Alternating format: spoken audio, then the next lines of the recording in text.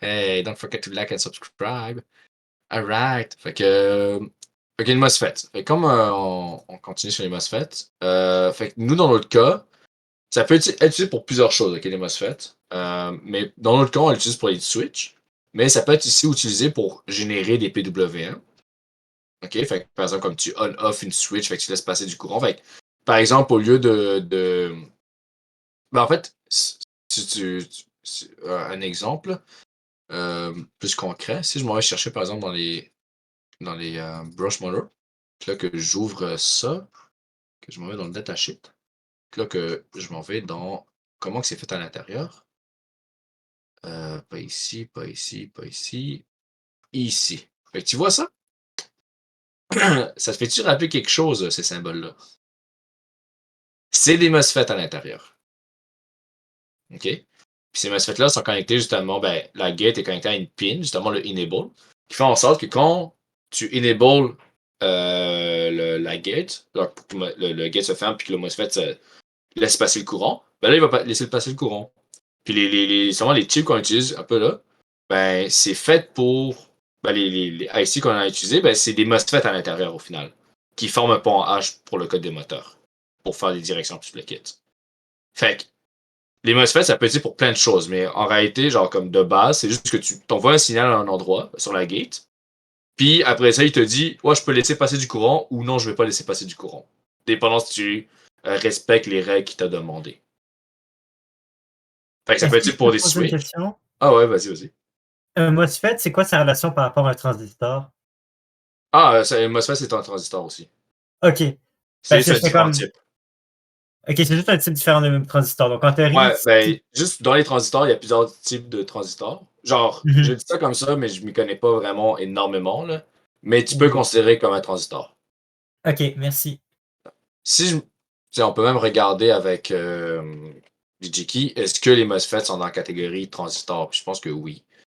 Euh, est-ce qu'ils sont dans la catégorie top resolve? On dirait que non, malheureusement. Mais si je m'en vais dans transistor, euh, je l'ai mal écrit aussi.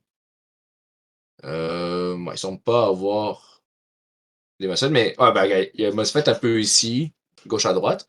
Mais c'est une sorte de transistor en MOSFET. Puis tu as plusieurs types de transistors qui leur donnent des spécificités, là. Fait un MOSFET en général, quand je parle de MOSFET, là, même dans les MOSFET, il y a différents types de MOSFET. Mais un MOSFET, en général, c'est vraiment fait pour t'envoies un signal, tu laisses passer du courant, puis ça consomme très peu d'énergie. Fait que c'est très, très, très. Tu laisses passer du gros courant. Fait que tu veux vraiment que ce courant-là soit utilisé pour euh, être donné à tes devices, au lieu que ça soit genre la pièce en soi qui la consomme. Fait que c'est très.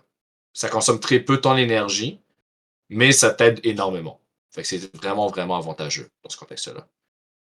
Fait que c'est ça. Fait que là, je vais parler plus des MOSFET que je connais, mais comme je dis, ça se peut que je me trompe, parce que je suis pas un expert là-dedans, là. Mais en tout cas, les MOSFET que je connais, je devrais être pas si pire pour l'expliquer. Fait que ça c'est différents types de MOSFET. Puis là, nous, on a deux types de MOSFET en général que j'ai dû apprendre. On a les N-channel et les P-channel. OK?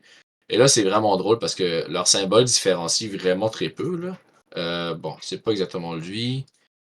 Le P-channel, si je me rappelle bien, ouais. Je pense qu'en haut, c'est le P-channel.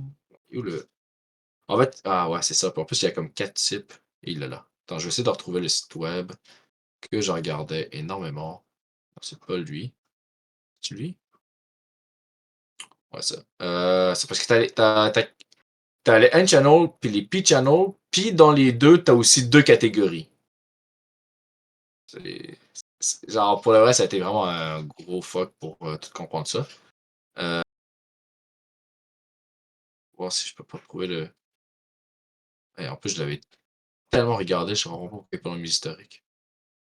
Machine, nanana, convertisseur. Je comprends pas pourquoi il. Je sais même pas pourquoi je l'ai même pas mis dans mes. Ah, attends, j'avais tout vu. En tout cas, j'avais une très belle vidéo. Mais je vais pas le. Je sais même pas si elle est bonne la vidéo en fait. En tout cas, je pense que celui-là, en tout cas. Je me rappelle plus exactement c'est quoi qui différencie, mais par exemple, pour les MOSFET, euh, t'as. Quand je peux. Attends. Il était où? Il était ici. Voilà. Et là, par exemple, t'as genre un schématique avec les tirets séparés. Et t'as aussi la flèche ici qui est ou vers la diode ici ou vers toi. Ou ben vers la gate qui est ici. Là, ça définit les différentes catégories, là. Mais enhancement.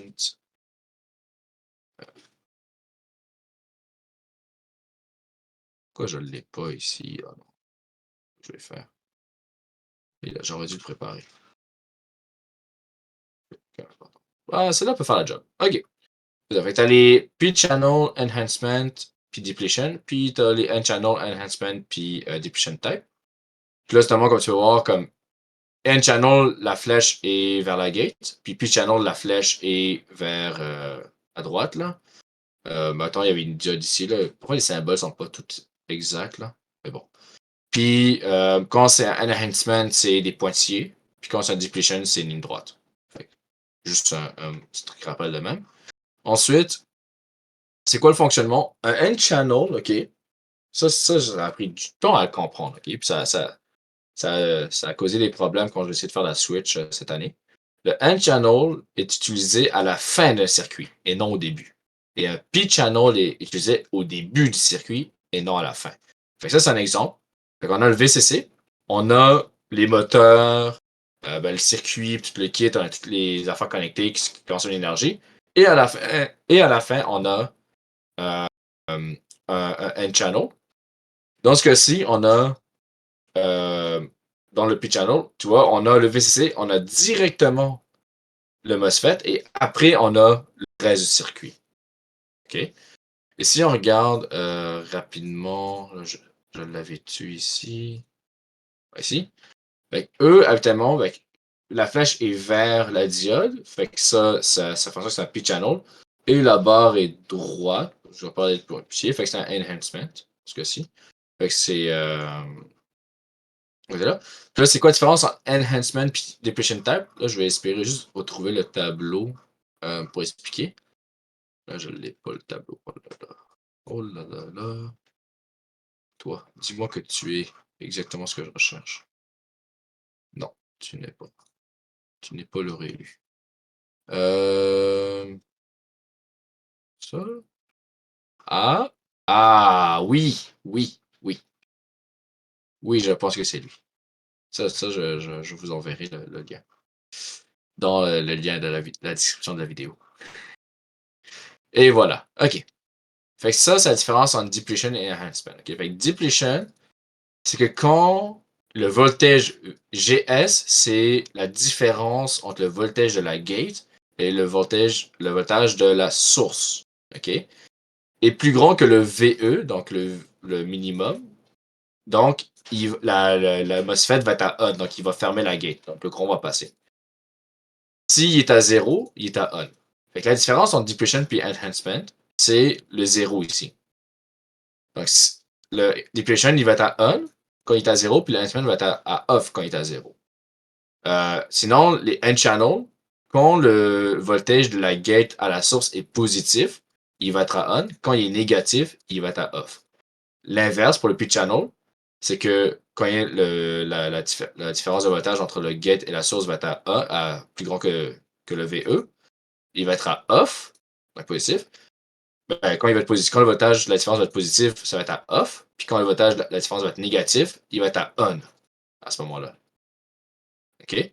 Et pour le depletion à 0, ben, il est à on, puis à instrument à 0, il est à off. Donc, si c'est identique, si la gate et la source ont le même voltage, ils vont être à off. Pour le enhancement. Puis pour le depletion, il va être à on. Fait que ça, c'est les 4 types de MOSFET que j'ai un peu connus. Puis là, c'est là que vient notre circuit ici. OK? Là, nous, on a besoin d'une switch au début de notre circuit. Sinon, ça ne fonctionne pas. OK? L'erreur qu'on avait faite dans un autre projet, c'est qu'on avait utilisé le N-channel, donc ça fonctionne pas. Faire une switch, donc ça fonctionne encore moins. Le N-channel peut fonctionner, mais pour faire une switch, c'est un P-channel que vous utilisez. Ensuite, pour le P-channel, là, ce qu'on a fait, c'est que la gate est représentée par la ligne ici. La source est représentée par ici, l'entrée. Et le drain, le D, le drain qu'ils appellent, est représenté par à la fin. Donc, ce qui va ressortir. Fait que là, admettons qu'on arrive dans l'étape 0. Fait que là, on branche les batteries. La switch est à off. OK? Donc, elle est dans cet état-là. Donc, la gate est connectée au ground. OK? Donc, la gate, son voltage est à la référence du ground. Et en général, la référence du ground, c'est 0 volts. OK? Tandis que la source est connectée à la batterie.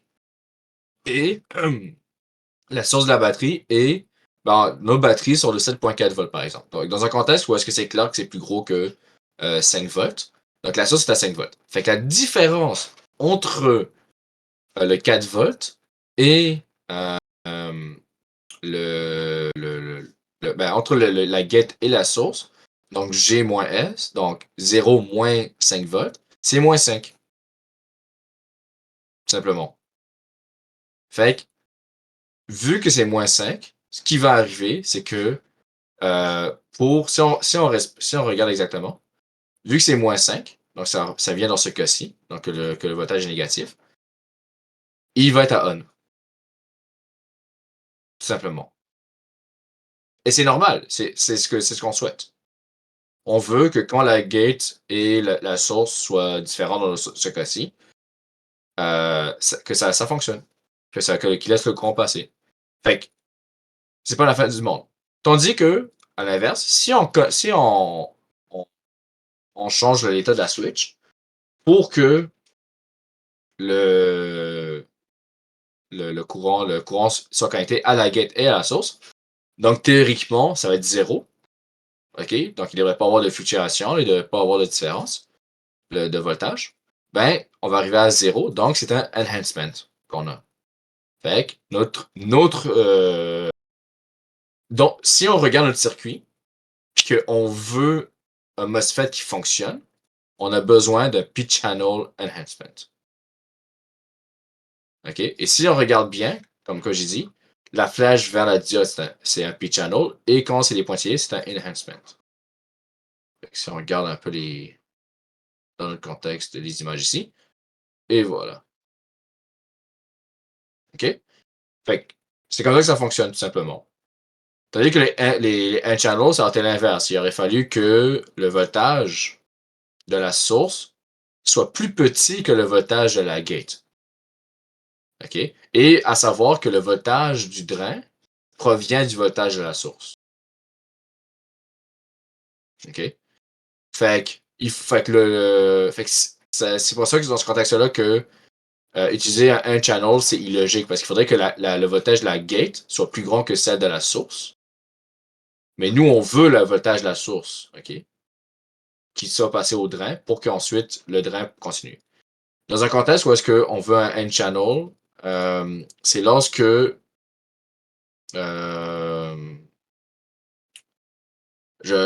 admettons que tu veux faire peut-être, là, je donne un exemple de même, je sais pas si c'est un bon exemple, mais admettons que tu veux allumer une DEL quand le niveau de la batterie est faible ou je sais pas trop quoi. Bon, en tout cas, c'est en général quelque chose qui est à la fin du circuit. J'ai pas de bon exemple, désolé. Fait que, dans le contexte que la source, elle commence à devenir faible, OK? Donc, et la gate, par exemple, tu peux dire, admettons que tu as une batterie 5 volts qui alimente la gate. Et puis là, tu dis que la source est alimentée par une batterie qui, on va dire, mesure l'énergie qui reste dans ton système. Puis dès que l'écart entre la gate et la source est positif d'un trop gros nombre, tu peux allumer quelque chose pour allumer une DEL, par exemple, pour dire que tu es dans un danger. On peut dire ça comme ça. Mais dans un contexte que la source le voltage va être consommé par plusieurs unités. Donc, ça peut être un moteur, ça peut être une DEL, etc. Ça fait en sorte que la différence entre la gate et la source va être plus petite que la gate, donc là, tu auras un voltage positif. Ça serait un exemple. Mais dans notre cas, pour une switch, on ne voudra jamais ce cas-là. Jamais, jamais, jamais, jamais. On voudra toujours que la gate soit plus petite que la source ou égale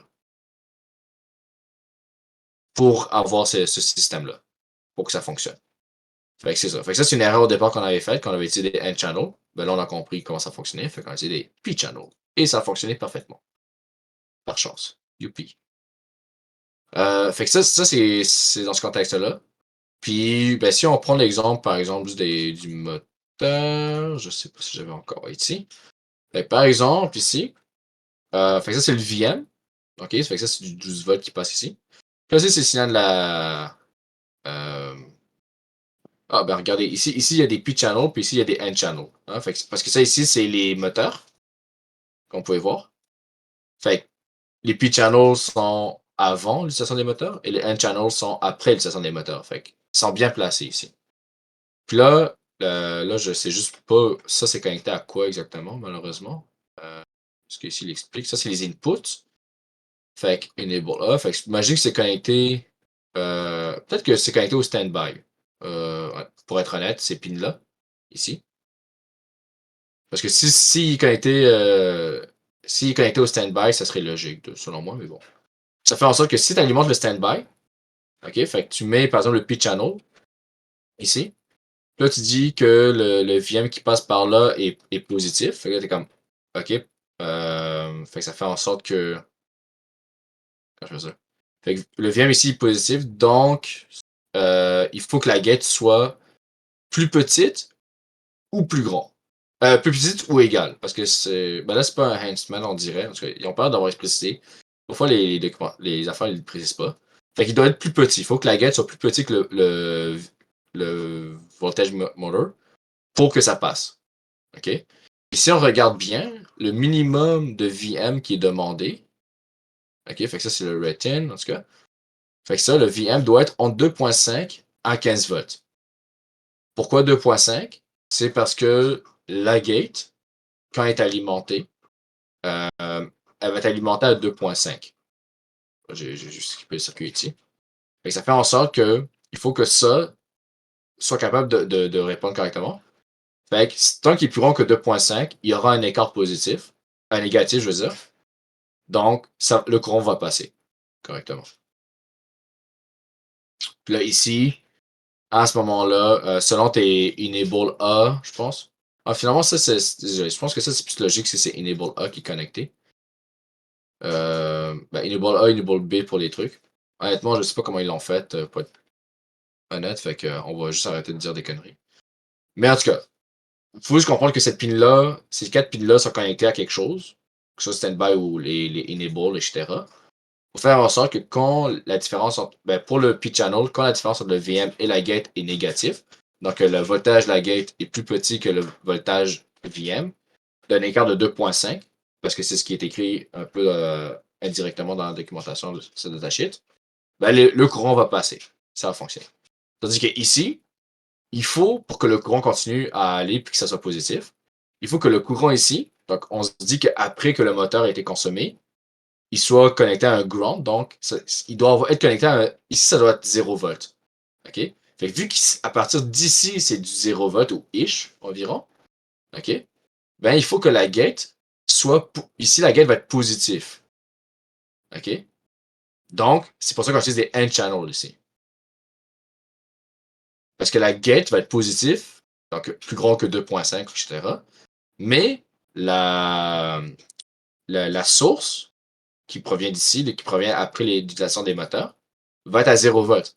Fait que là, si on aurait utilisé des P-channels ici, ça n'aurait pas fonctionné parce que la source va être à 0 volt, mais le gate va être à positif. Fait que positif moins négatif, ça reste positif, donc la gate ne va pas s'ouvrir, va pas se fermer. Donc on va utiliser des N-channel. Fait que là, à ce moment-là, la source est à 0 et la gate est positive. On a un écart positif, ce qui fait en sorte que, si on suit le tableau, c'est un positif qu'on a un N-channel, ben la gate va se fermer, donc le courant va passer. Ben, ça c'est un exemple concret d'utiliser un N-channel puis un P-channel ensemble. Là, pourquoi ils en ont mis un à la fin? Bon, j'en ai aucune espèce d'idée. Mais c'est un exemple de comment on peut faire fonctionner un P-channel puis un N-channel. qui revient que nous, c'est on utilise un P-channel parce qu'on a juste besoin de faire ça qu'on ait une switch. Désolé. Fait que dans ce cas-ci, on a juste mis une switch très simple ici qui laisse passer le signal à la gate. Et quand l'écart de la gate et de la source est négatif, ça ouvre. Donc quand la gate est connectée à notre ground, ça va fonctionner. Mais dès que la gate est connectée à notre power, comme la source, ça ne fonctionnera pas. La gate va rester ouverte. Et c'est tout.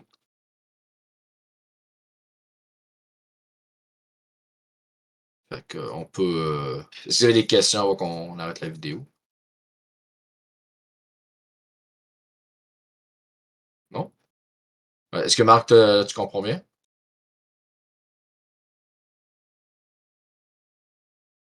Marc?